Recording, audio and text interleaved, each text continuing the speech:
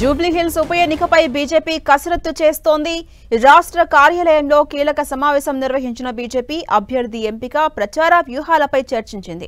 జూబ్లీహిల్స్ ఉప ఎన్నికల్లో గెలిచి ప్రధాని మోదీకి గిఫ్ట్ గా ఇద్దామని తెలంగాణ బీజేపీ చీఫ్ రామచంద్రరావు ఇప్పటికే తెలిపారు. ఇందుకోసం కార్యకర్తలు గెలుపే లక్ష్యంగా పనిచేయాలని సూచించారు.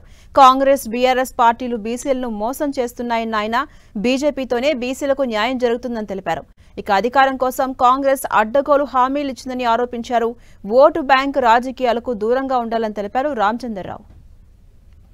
అప్డేట్స్ మా ప్రతినిధి అజయ్ అందిస్తారు. అజయ్, కొద్దిసేపటి క్రితమే బీజేపీ రాష్ట్ర కార్యాలయంలో జూబ్లీహిల్స్ ఉప ఎన్నికలపైన కీలకమైనట్టుగా ఏర్పాటు చేసినటువంటి సమావేశం ముగిసింది. ఈ సమావేశంలో బీజేపీకి సంబంధించినటువంటి కీలక నేతలు, గ్రేటర్ హైదరాబాద్కు సంబంధించినటువంటి ముఖ్య నేతలు, కార్పొరేటర్లు, జిల్లా అధ్యక్షులు, అదేవిధంగా జూబ్లీహిల్స్ ఉప ఎన్నికపై వేసిన కమిటీ నేతలంతా కూడా పాల్గొనడం జరిగింది. ఈ కార్యక్రమానికి ముఖ్య అతిథిగా కేంద్ర మంత్రి కిషన్ రెడ్డి, డాక్టర్ లక్ష్మణ్ లాంటి నేతలు కూడా హాజరై ఆ కార్యక్రమానికి హాజరైనటువంటి నేతలకు దిశానిర్దేశం చేసినటువంటి పరిస్థితి కనబడుతుంది. ముఖ్యంగా జూబ్లీహిల్స్ ఉప ఎన్నికను గెలిచేందుకు మనకు అన్ని రకాల అవకాశాలు ఉన్నాయి.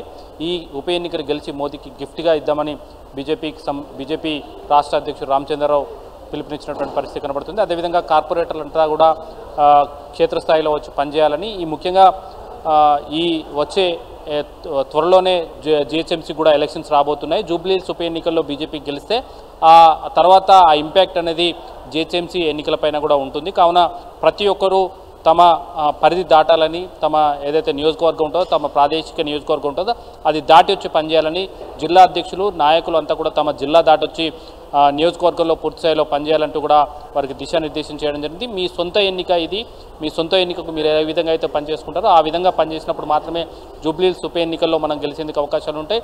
అందరూ కలిసికట్టుగా పనిచేసి జూబ్లీహిల్స్ ఉప ఎన్నికల్లో బీజేపీ అభ్యర్థిని గెలిపించాలంటూ కూడా వారు దిశానిర్దేశం చేసినటువంటి పరిస్థితి కనబడుతుంది. అభ్యర్థి ఎవరు అనేదాన్ని పక్కన పెడితే అభ్యర్థి ఎంపిక అనేది జాతీయ నాయకత్వం చూసుకుంటుంది, పార్టీ చూసుకుంటుంది. మీరు మాత్రం కమలంపు సింబల్ని పబ్లిక్లోకి తీసుకెళ్లాల్సిన అవసరం ఉంది. ఆ దిశగా మీరు వర్క్ చేయాలంటూ కూడా వారికి దిశానిర్దేశం చేసినటువంటి పరిస్థితి కనబడుతుంది.